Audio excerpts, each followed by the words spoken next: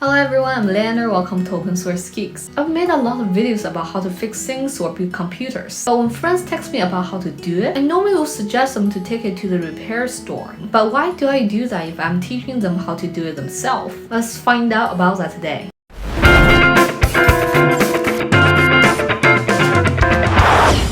First of all, if you are using a computer in a normal way, it's not that easy to get the computer broken. If your computer starts acting weird, the first step is Hello, IT?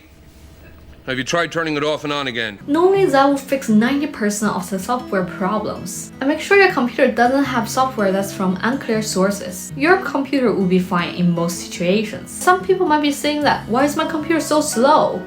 Well, delete all the unnecessary softwares first. This is how you do it on Windows. Search Control Panel, click Uninstall Software, and uninstall software that you have never used, or software that's claimed to be PC managers. That's not bad software, it's just normally they're running the whole time in the background. If your computer is not that powerful, you might find your computer being really slow. Now let's move on to the hardware side. Mostly I run into situations with people accidentally spill liquid on their computer or accidentally drop it on the floor. In the first case, I've made a video about it before. And my suggestion is, if your computer is still in warranty, disconnect the power supply and then take it to the store. And if your product is out of warranty, I would still suggest people to take it to the store and get it fixed, because a lot of people might not have the suitable tool for it, and those tools aren't cheap. And also you might break it even more during the process of fixing it yourself if you didn't know how to fix it properly.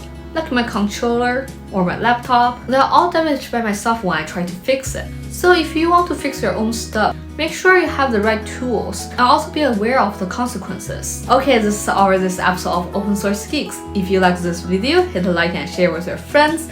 And if you want to know more about technology stuff, then follow us up here. So see you guys next time. Bye!